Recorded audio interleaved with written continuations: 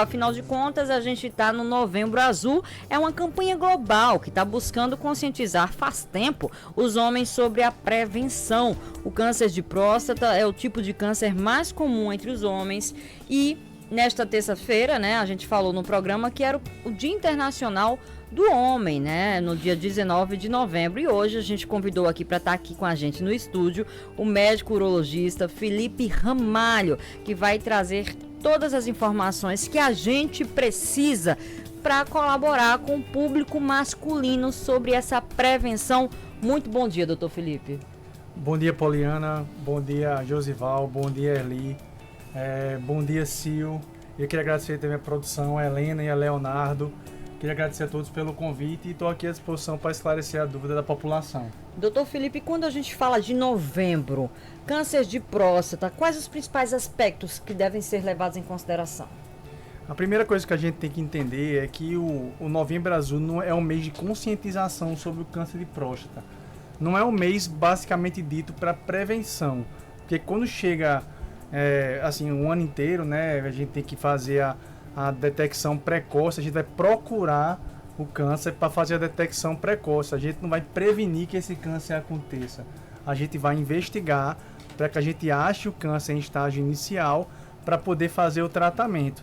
Então, dos 50 aos 80 anos, todo homem, ele tendo sintomas ou não, deve procurar um médico urologista para fazer a duplinha dos exames de rastreio, que é o toque retal, que é o exame físico da próstata, e o PSA, que é o exame de sangue, que quando qualquer um dos dois esteja alterado, aumenta muito a possibilidade de ter um tumor na próstata. O senhor falou sobre o toque retal, e eu acredito que ainda seja aí algo que retraia muitos homens a buscarem, né, esse tipo de auxílio, de atendimento. Bora desmistificar um pouco isso, falar como funciona e por qual a importância desse exame. Então, o toque retal é um exame fundamental. Eu digo que o toque retal, se você tiver um PSA alterado e um toque retal alterado, já tem 80% de chance de você ter alguma doença na próstata. Então, você tem que ter a união desses dois exames para você ter uma maior certeza. Então, o toque é um exame simples, é fácil de realizar, é um exame rápido, dura segundos. E com esse toque a gente vai conseguir ver o tamanho da próstata, se a próstata tem nódulo ou não tem, se tem caroço ou não tem, se ela é móvel, se ela é fixa. E a gente consegue inclusive estimar o tamanho da próstata, tudo através do toque. Então, às vezes a mulher ela faz exames muito mais desconfortáveis no ginecologista e não reclama. E o homem, que é um exame que é para ser feito uma vez por ano, que dura simplesmente alguns segundos, a pessoa deixa de fazer por causa de medo, do que as outras pessoas vão falar. A maioria dos homens, depois do exame, realmente eles veem que não é esse bicho de 7 cabeças que a galera tenta pregar para eles. Eu tô com a impressão nos últimos anos que caiu um pouco esse receio, essa ressalva do homem que comparecer. Que o trabalho de conscientização tem valido a pena, tem aumentado. É uma impressão ou eu estou errado ainda nisso? Não, você está certo, Josival. O que eu tenho percebido é que eu encontro mais resistência mais do homem do interior. Assim, aquele homem do campo, que ele chega lá dentro do consultório, muitas vezes ele nem sabe que vai fazer o toque. Quando a gente fala assim, vamos lá, vamos fazer o toque, ele não sabe nem o que é isso. E aí depois aí eles ficam com medo do amigo ficar sabendo e tal. E muitos trazem a história, meu irmão teve câncer e morreu porque não se cuidou, e eu não vou ter esse mesmo problema. E uma coisa que eu falo é que muitas vezes os próprios homens, eles não procuram médico. Por isso que eu peço esse é um problema não só com relação a isso. Agora, qual tem sido a incidência, a quantidade, o aparecimento, o surgimento do câncer de próstata ultimamente? Ele é muito comum. A cada 10 homens, um vai ter câncer de próstata. Então, se você estiver numa sala com 10 homens, um homem desses vai ter câncer. E você tem que lutar para que não seja você. Então, é o segundo tumor mais comum no homem. Quando a gente descarta os cânceres de pele, ele é o tumor mais comum. Entretanto, ele não é o que tem a maior mortalidade. Por exemplo, um câncer de pulmão mata mais do que o câncer de próstata, por exemplo. Por quê? Porque ele é um tumor que é facilmente tratável quando ele é descoberto nas etapas iniciais. Então, quando ele não dá sintoma, é isso que os homens não entendem. Às vezes ele não entende como é que eu posso ter um câncer crescendo dentro de mim se eu não estou sentindo nada. Se eu urino bem, se eu não tenho uma dor, não tenho uma febre, não tenho uma gripe. Não entra na cabeça do homem que pode ter uma doença crescendo dentro dele. E geralmente quando ele vem a dar sintoma é porque 95% dos casos já está numa fase que a gente não consegue mais tratar. É justamente isso que eu queria falar. Você traz um dado aqui que é importante. A cada 10 homens... Atenção, você homem de ferro que está me ouvindo aqui agora. Preste atenção aqui o que o doutor está dizendo. Não sou eu que está dizendo, é o doutor que está dizendo. A cada 10 homens, um vai ter câncer de próstata. Isso. E esse um que vai ter o câncer... O senhor trouxe uma frase aqui bem didática. A gente tem que brigar para que não seja eu. Mas digamos que apareça em mim. O diagnóstico precoce, números mostram qual a incidência da descoberta, desde a descoberta, quando se descobre mais cedo, né? Ou seja, o tratamento, a briga pela vida, a estimativa da vida. E ele complementando essa sua pergunta, faz parte de tudo isso, quais os primeiros sinais, né? Algum sintoma que o homem pode identificar para, como ele diz, né? Verificar esse diagnóstico precoce com mais facilidade. Eu tô com 43, doutor, vamos lá, tô me consultando aqui agora. Qual seria a orientação para um paciente no perfil? Como a Erli disse a idade dele, era a minha próxima pergunta. O senhor manteve a recomendação aqui, e eu acho que junta tudo no balaio aqui. Eu acho que é tudo a mesma coisa, tem tudo o mesmo sentido. O senhor recomendou novamente aqui que os homens de 50 a 80 anos têm a obrigatoriedade de ir todo mês, todo ano fazer o exame. Mas eu tenho visto notícias que a incidência do câncer de próstata em homens cada vez mais jovens, né? Tem casos aí de pessoas com 20 e poucos anos, 28, morrendo de câncer de próstata. Eu vi vários exames. Mantém-se essa dos 50 anos, por que não antecipar, como foi antecipado no caso do exame de mama das mulheres? A questão é o seguinte, como foi perguntado aqui, os sintomas, quando eles surgem é porque a doença já está avançada, viu? Então, os sintomas iniciais não existem. É uma doença silenciosa que cresce dentro de você e o objetivo é a gente procurar. Se a gente não procurar, ela não vai dar sinal e sintoma. Quando ela vem a dar sintoma, é algum sintoma urinário, é alguma dificuldade para urinar, é a urina presa, é um sangue pela urina, ou às vezes, quando a doença já está espalhada, ela manda pedaço para os ossos, o homem vê a sentir dores ósseas muito fortes. Então, nesse caso, quando vem a dar sintoma, como eu já tinha falado, 95% a gente já não consegue tratar. Com relação à idade, tanto o Ministério da Saúde quanto a Sociedade Brasileira de Urologia, ela recomenda o rastreio dos homens dos 50 aos 80. O que é rastreio? É quando o Ministério da Saúde paga para todo homem fazer exame dos 50 aos 80. Então eles só recomendam fazer antes dos 50, se você tiver um parente de primeiro grau cometido com câncer de próstata, por exemplo, um pai, um tio, um avô, um irmão, ou pacientes, ontem foi dia da consciência negra, né? Então pacientes de pele negra, existe uma maior incidência de câncer de próstata nessa população, eles têm que fazer exame também antes dos 50, e pacientes que com obesidade têm maior risco também de ter câncer de próstata. Obesidade tem maior risco de ter vários outros cânceres, né? Inclusive câncer de próstata. Então, pode fazer o exame antecipadamente. Não que você abaixo de 50 seja proibido de fazer, pode fazer. Mas a faixa de idade que esse tumor aparece com maior frequência é dos 50 aos 80. Então, abaixo de 50 não é obrigatório você fazer. Só lembrando aos nossos ouvintes que vocês podem também fazer ligação 3015 3737 ou mandar mensagem para o 99128 3335. Tá com alguma dúvida? É só mandar aqui para o médico urologista Felipe Ramalho, tá tirando aqui pra gente. Doutor Felipe, tirando essa história que o senhor disse aí, olha, quem teve um parente, então precisa estar alerta, pessoas da pele preta, enfim, precisa estar alerta, tirando esses casos aí que a gente sabe que não são naturais, podem provocar a incidência. Que outras causas, né? Causas pegam as pessoas mais comuns, os homens de uma maneira geral, gera o câncer de próstata? Boa pergunta, muita gente me pergunta isso. O que causa o câncer de próstata? O que é que eu posso fazer na minha vida para prevenir o aparecimento dessa doença? Essa é a questão. Não existe nada comprovado cientificamente que possa evitar que o câncer apareça. A gente pede que existe, por exemplo, a obesidade, é um fator que está ligado, que você venha a ter uma vida mais saudável possível, que você faça atividade física, você mantenha um peso adequado, você mantenha a sua imunidade em dia, através da alimentação, do sono, do exercício físico, da hidratação. Mas basicamente o tumor na próstata é uma mutação genética que acontece que essa próstata começa a se desenvolver de forma desenfreada.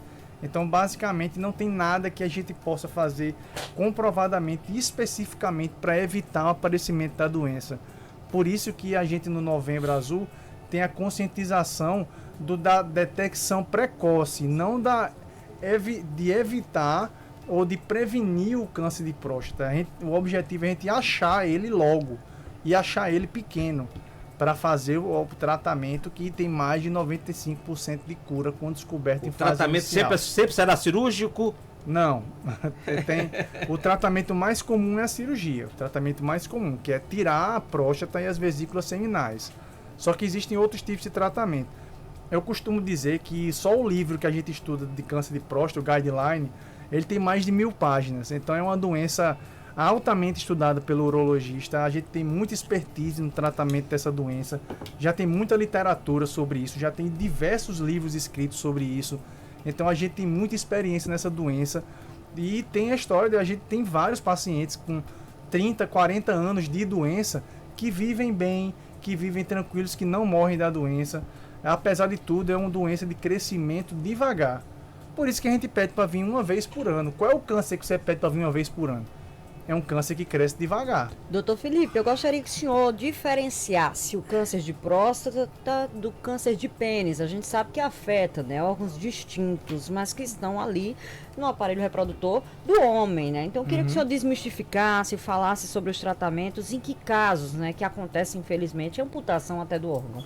O câncer de pênis, já existiu até uma campanha antigamente de prevenção ao câncer de pênis, que era uma foto de Zico segurando um sabão. Zico, jogador do Flamengo, segurando um sabão.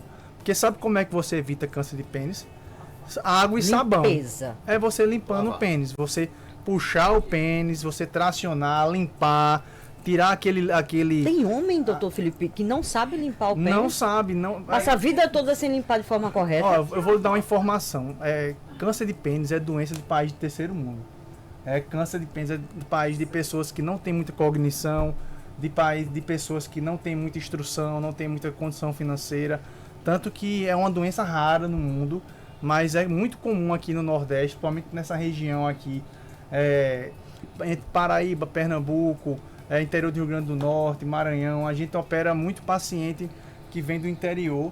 Esses pacientes são daqueles homens que às vezes não limpam bem, aqueles homens que não se higienizam. Aparece uma ferida no pênis, ele não avisa ninguém, tem vergonha de avisar. Quando ele vai tomar banho, não mostra a mulher, e quando vai ver, já está uma ferida grande, uma lesão grande. E infelizmente o tratamento envolve algum tipo de penectomia, que é quando a gente corta um pedaço do pênis do homem. Então, se você não quiser, se quiser manter seu pênis íntegro, é bom você se amigar da água e do sabão, puxar bem, tirar aquele sebinho, aquele líquidozinho branco, que é chamado esmegma. Aquilo é cancerígeno, viu? Aquela partezinha branca que fica na glândula. Então, se você não limpar aquilo, não tirar aquilo a longo prazo... vai ficar Parece básico, né, doutor Felipe? Mas se a gente não aborda, e se existem os casos, é porque tem gente que não tem conhecimento da limpeza do próprio órgão genital, né? Tem gente que tem fimose, não consegue botar a cabeça toda para fora, aí fica o pênis sujo lá dentro. Uma informação interessante é que nos países que eles colocam a circuncisão como uma rotina, até com que a relação à parte religiosa, eles têm um índice baixíssimo de câncer de pênis. Agora, Josival, só um minutinho, porque Dona Maria de Lourdes, ela tá ao vivaço, direto do Valentino Figueiredo, e quer fazer uma pergunta para o doutor Felipe. Bom dia, Maria. Bom dia, Poliana. Oi, meu amor. É porque meu pai teve, sabe? Mas na minha família não tem tendência. Meu pai teve... Se operou, sabe, mas não morreu disso. Meu pai morreu de outra coisa. Com qual idade, Maria, ele teve? Oi? Com qual idade que ele teve? 85, meu pai já tinha.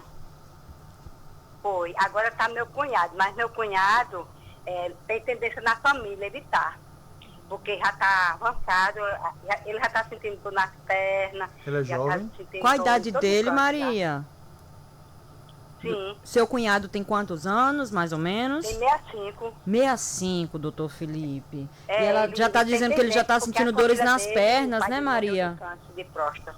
E ele já foi diagnosticado tudo direitinho? Tá fazendo tratamento, acompanhamento? Como é que tá, Ele- Maria? Ele tá para fazer um exame agora, para essa semana, né? Que é muito caro, que o SUS é muito... Demora muito, né? Ele vai fazer particular, né? Sim. Mas ele sente as pernas dele dormência. Mas ele ele tá já com foi magrinho. oficialmente diagnosticado, então, com câncer de próstata, né? Porque a família dele tem tendência. Ah, já teve pessoas antes também, né? É o pai dele, Dele. Obrigada, Foi. viu, Maria, Tá, por sua muito participação, por seu depoimento. Ah, bom dia. Bom dia, meu amor. Aconteceu com o pai dela, com um avanço maior de idade, com mais de 80 anos, e agora com o cunhado dela, que tem 65, doutor. E tem esse exame aí que seria mais complexo para identificar alguma coisa, e me chamou muita atenção Por ele, falar em exame. esse sinal, né, de dores nas pernas. É isso mesmo, doutor? Por falar em exame, a partir de que idade já pode se fazer o PSA? Dores nos ossos é comum quando a doença já está em estágio avançado. É como eu lhe falei, metástase é quando a doença sai da próstata e ela manda pedaço para algum outro lugar do corpo. E os órgãos preferidos que a próstata manda fragmento, manda tumor, são os ossos. Então, quando o paciente já tem dores ósseas, é porque já está provavelmente com metástase. E aí o tratamento cirúrgico já não é mais uma opção. Porque de nada adianta a gente tirar a próstata e deixar a doença no osso. E não vai tirar o osso. Aí o tratamento já às vezes fazer tratamento quimioterapia, às vezes hormonioterapia, que é um tratamento sistêmico que pega a doença espalhada pelo corpo. Então dores ósseas já é sinal de doença avançada. E com que idade já pode se fazer o PSA? É indicado a partir de que idade? Então, no caso desse paciente, a gente analisa qual foi a idade que o parente de primeiro grau teve câncer de próstata. E a gente pede que 10 anos antes ele comece a fazer o rastreio. Por exemplo, tem gente que teve um parente com 50 anos, aí a partir dos 40 anos já começa a fazer o rastreio. O PSA é a mesma coisa do toque. O rastreio é dos 50 aos 80. Tanto o PSA quanto o toque retal. Isso não quer dizer que você não possa chegar no seu médico e possa pedir um PSA. Porque existem sim casos abaixo dos 50. Mas o que é preconizado, a idade mais comum, é que nem a idade de fazer a mamografia, Sim. a idade de fazer o exame do colo do útero. Elas têm uma idade específica baseada no tempo que a doença mais comumente aparece.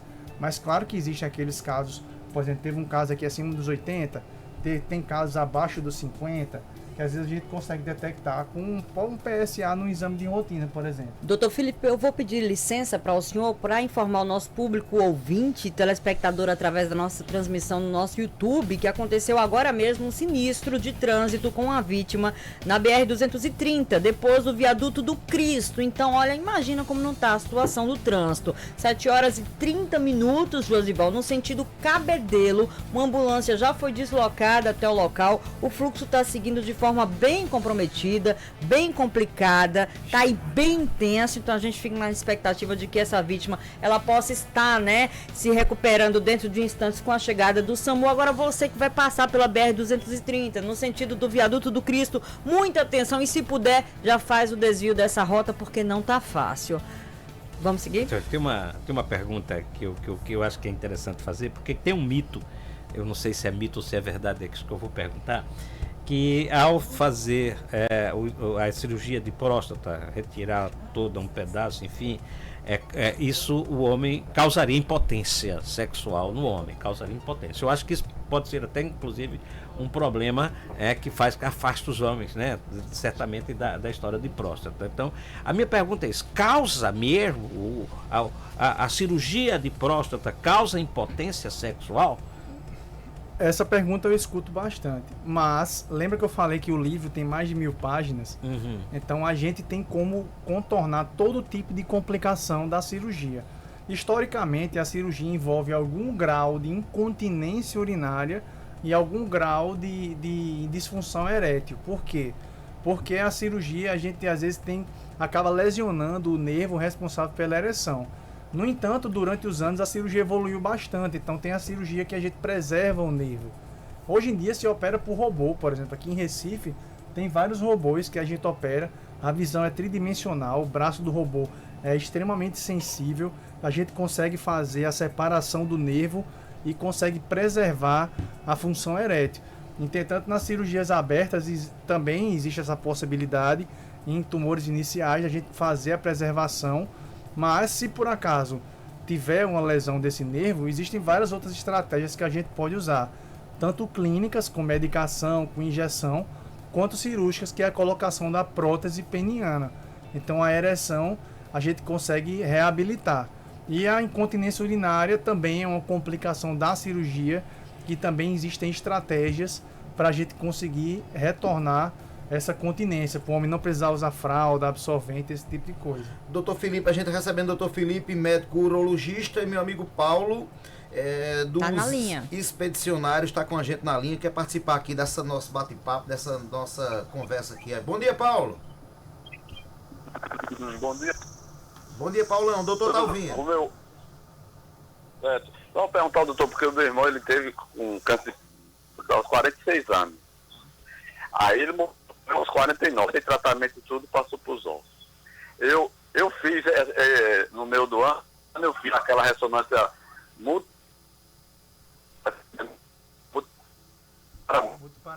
aí deu a perspectiva, eu tô tomando medicamento, aí o médico disse que eu volto daqui a um ano. Aí eu quero saber se esse procedimento é correto. Depois que porque a minha só deu presida.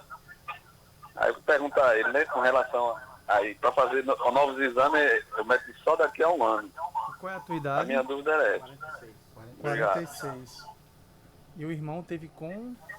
O irmão dele teve com 46. E você tem quantos anos? 49. O rádio dele tá muito alto, né? Teu rádio tá muito alto, Paulo. Não, Teu rádio tá muito alto. Baixa aí um pouquinho pra gente poder eu tenho ouvir. 51. Aí tá 50. 51. Aí eu fiz esse ano. Aí deu crescida. Aí ele passou o medicamento, eu tô tomando, né? O Stub. Certo. Aí ele disse que você só precisa voltar daqui a um ano. Aí eu tô dizendo, esse procedimento é o correto? É o correto, porque ele fez a investigação e ele detectou que você não tem o câncer de próstata. Não necessariamente porque seu irmão teve, você vai ter. Agora, se seu irmão teve com 46, você tem que começar a fazer o exame 10 anos antes. Você devia ter começado com 36, por exemplo. Entendeu? E a próstata crescida não necessariamente quer dizer o câncer na próstata. Existem cânceres de próstata, por exemplo, que a próstata não cresce. Tem tamanho normal. Então não é uma coisa que está diretamente ligada à outra. E outra coisa, a ressonância é um exame ótimo, é um exame que traz muitas informações, mas eu já ouvi muita desinformação de que a ressonância substitui o toque retal. Não substitui o toque retal. Até porque a ressonância não é um exame que se consegue fácil, é um exame que é caro, particular, o SUS não vai disponibilizar para todo mundo, e o toque retal é de graça. Entendeu? Você que no consultório faz o toque e traz tantas informações. A ressonância traz informações mais detalhadas, mas o toque retal traz muitas informações para um exame que não custa nada, não onera o sistema de saúde e não substitui.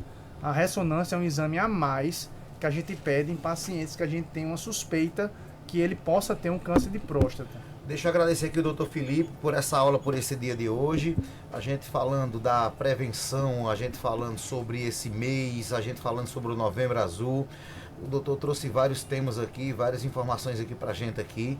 E doutor, pra gente fechar aqui, o que dizer, depois de estudar mais de 1000 páginas de um livro para combater um câncer e ainda tem aquele homem de ferro que resiste, não quer fazer o exame. O que dizer para esse que está nos ouvindo aqui agora, doutor, pra gente fechar aqui? Olha, o que eu quero dizer a você é que aproveite que existem campanhas de Novembro Azul, existem mutirões, aumenta a disponibilidade de urologista nessa época do ano, que você procure, nem que seja para você fazer um PSA, um exame de sangue, nem que seja para você fazer, o ideal você faria um PSA e um toque retal, mas às vezes o acesso não é tão fácil, então se conscientize, procure, se não for agora, que seja próximo mês. Então você não vai ser menos homem porque você vai fazer um toque retal. Seus amigos não vão ter preconceito com você porque você vai fazer o toque retal. Você vai ter um ano de tranquilidade, que você não vai ter essa doença. É um exame que demora poucos segundos, que é só uma vez por ano e que você anualmente vai ter que repetir. E é uma doença muito comum e é facilmente tratável. E se você ainda tiver algum problema, que seu filho, que seu avô, que seu filho, que seu neto pegue você e leve você até o médico, porque isso pode evitar um problema muito maior no futuro. E é muito comum os pacientes chegarem no consultório com uma doença avançada. Então, preste atenção que se for detectado de forma inicial, tem como a gente curar. Agradecendo aqui o Dr. Felipe Ramalho, médico urologista, que deu uma aula pra gente aqui agora. Lembrando mais uma vez, a cada 10 homens, um vai ter câncer de próstata. Que não seja você, então que previna, tá?